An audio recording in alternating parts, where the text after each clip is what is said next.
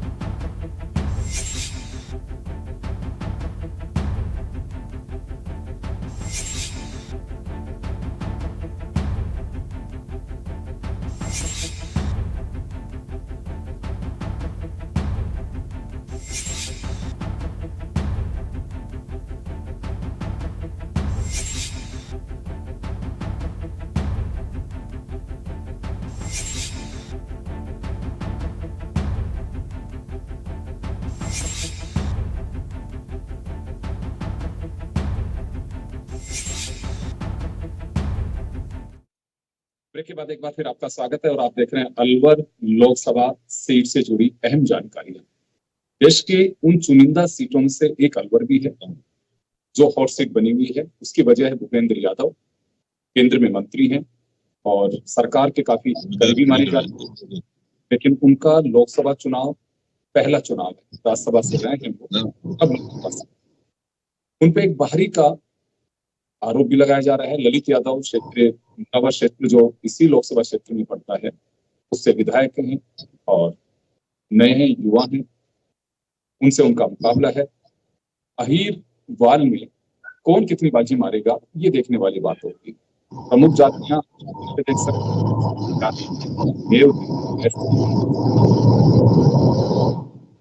Sir मैं अहम जातियां हैं। तो चलिए हम चर्चा शुरू करेंगे। हमारे साथ जितेंद्र शर्मा भाजपा से हैं और अजीत यादव जी हमारे साथ कांग्रेस से हैं। स्क्रीन पे आप तमाम चीजें देखते रहेंगे। अजीत जी, आपके पास में आना चाहूंगा मैं। कितना कड़ा मुकाबला माना जाए इसे, क्योंकि भूपेंद्र यादव का बड़ा कद है और चर्चा ये है कि भूपेंद्र यादव के सामने ललित कितनी टक्कर दे पाएंगे। अभी गत विधानसभा चुनाव जो हुए उसमें कांग्रेस की पोजीशन बहुत मजबूत रही और 8 जो विधानसभा है लोकसभा क्षेत्र के अंदर, उसमें से 5 कांग्रेस के चुनाव एमएलए जीते हैं और एक जगह हम बहुत मार्जिन से तिजारा के अंदर जहां से बाबा बालकनाथ एमएलए बीजेपी के जीते, हम जी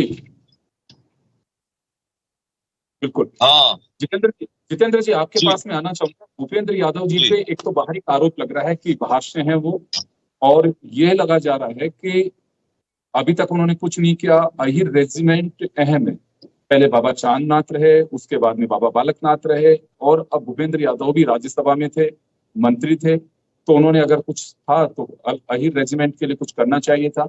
ये चौपाल में पंच पटेलों के भी बड़ी चर्चा है, तो ये बीजेपी को टेंशन दे सकती है। नहीं, मैं आपको सीधा सा बता देता हूं कि अलवर के अंदर जो स्थितियां हैं, हमने 2014 से लेके 2019 में भी और 2024 के अंदर जो ये चुनाव है, मोदी की गारंटी, मोदी जी, ये देश का चुनाव है। इस देश के चुनाव के अंदर जनता ये चाहती है कि मेरा राष्ट्र कैसे सुरक्षित रहे।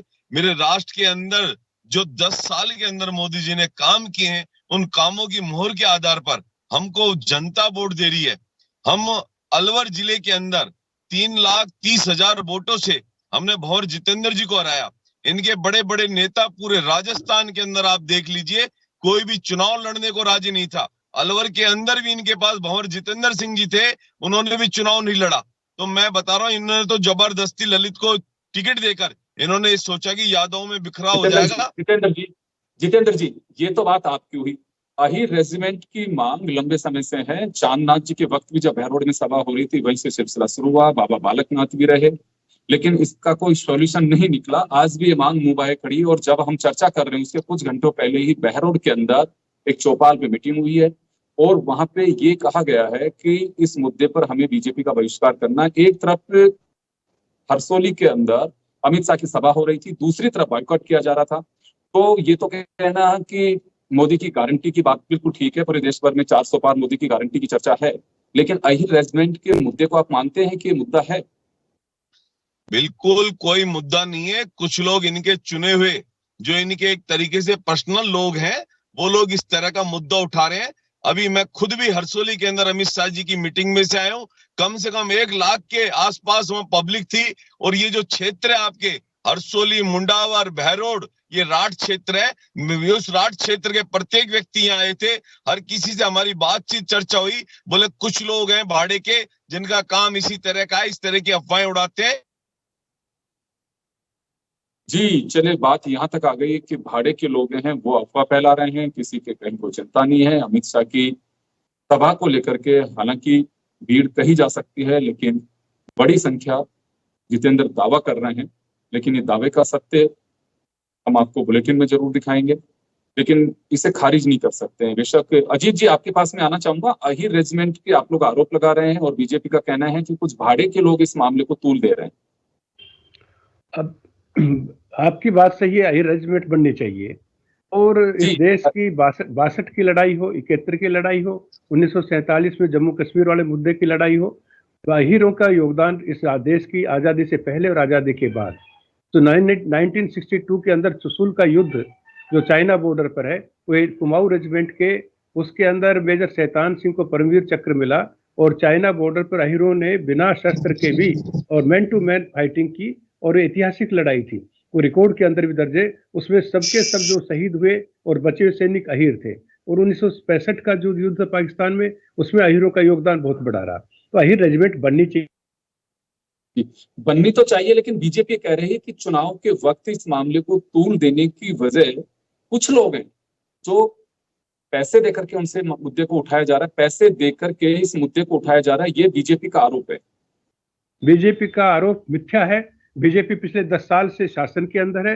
इन लोगों के पास डेलीगेशन गए थे, उन डेलीगेशन के आधार पर इन लोगों ने जब इसकी डिमांड रखी, माननीय भूपेंद्र यादव जी से डेलीगेशन अहिरों का मिला था और उनसे मांग की थी। चर्चा ऐसी थी, उन्होंने उस डेलीगेशन से मिलने से मना कर दिया और जो पेपर दिए गए वो उन्होंने नष्ट कर दिए। ऐसी लोगों की चर्चा सामने आई है। तो इस प्रकार की जो बात चुनाव से पहले जो अहिर समाज के लोग मिले, उन लोगों को अटेंशन नहीं मिल पाया। ये बीजेपी को खामियाजा उठाना पड़ेगा।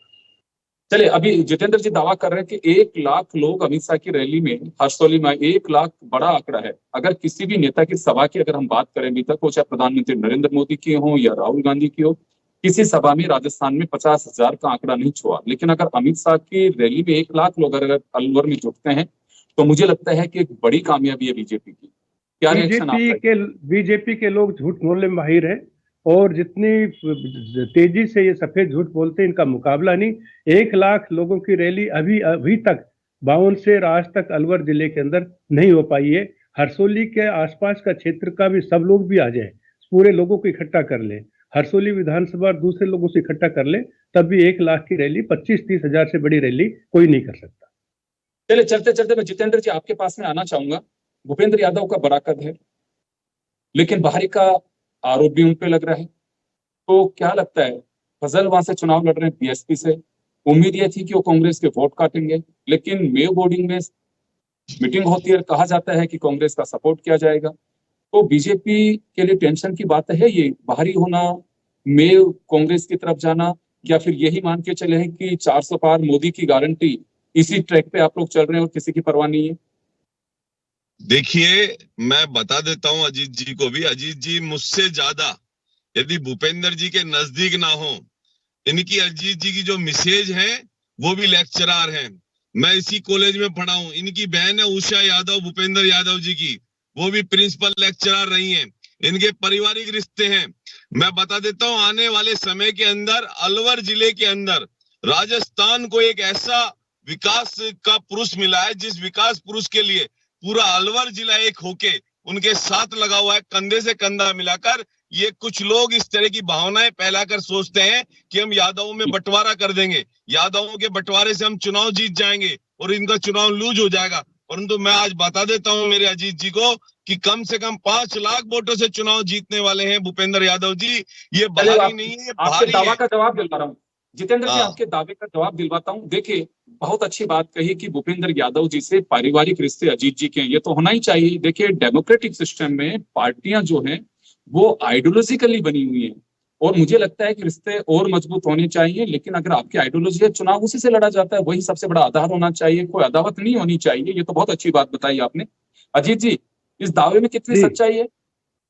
देखिए, कांग्रेस पार्टी का जब जब यादव उम्मीदवार हुआ है वो लगभग उन्होंने चुनाव जीते हैं। मैं 1977-89 की बात तो नहीं करूंगा। इन जनरल जब जब चुनाव हुए हैं, घासीराम जी हो, चाहे उनसे पहले हरिप्रसाद जी रहे हो, वो ब्राह्मण थे, और राम सिंह जी रहे हो, इन सब लोगों ने चुनाव जीता है। तो यादव उम्मीदवार कांग्रेस का होने के बावजूद एक तरफा चुनाव का माहौल रहता है और बड़े मतों से 2 लाख के लगभग चुनाव जीते हैं। और बीजेपी को इस बार निश्चित रूप से मात खानी पड़ेगी।